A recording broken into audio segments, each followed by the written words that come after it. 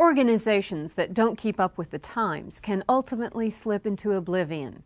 Here's a Quality Minute about a 125-year-old company whose very survival was at peril. But thanks to strong leadership and a strategic vision for the future, the company came back from the brink of extinction.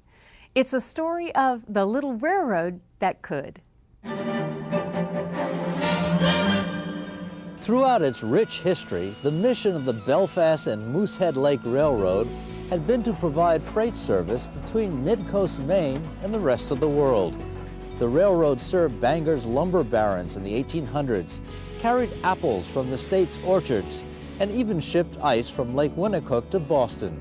But by 1990, the BML had lost its last remaining cargo, the grain for a failed poultry industry.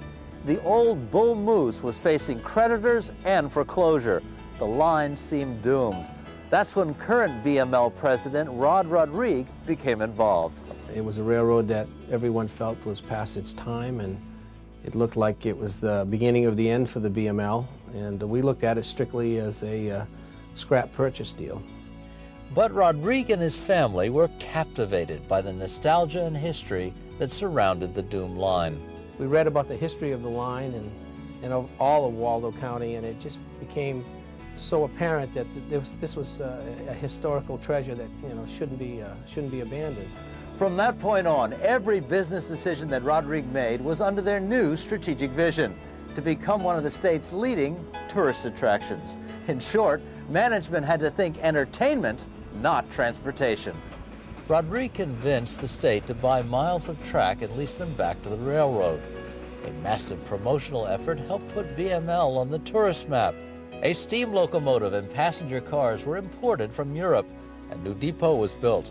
A river boat was brought in to complement their rail and sail package. And key partnerships have resulted in a variety of popular tourist events and activities. Quality service and customer satisfaction became BML's key operating strategies. From just 2,000 passengers 4 years ago, BML now hosts over 50,000 passengers and fills motel rooms within a 50-mile radius. They've gone from being a local liability to pumping over $10 million into the local economy. Getting the old bull moose back on track wasn't that easy. It took leadership, creativity, and an all-new strategic vision for the future. I'm Howland Blackiston of Juran Institute.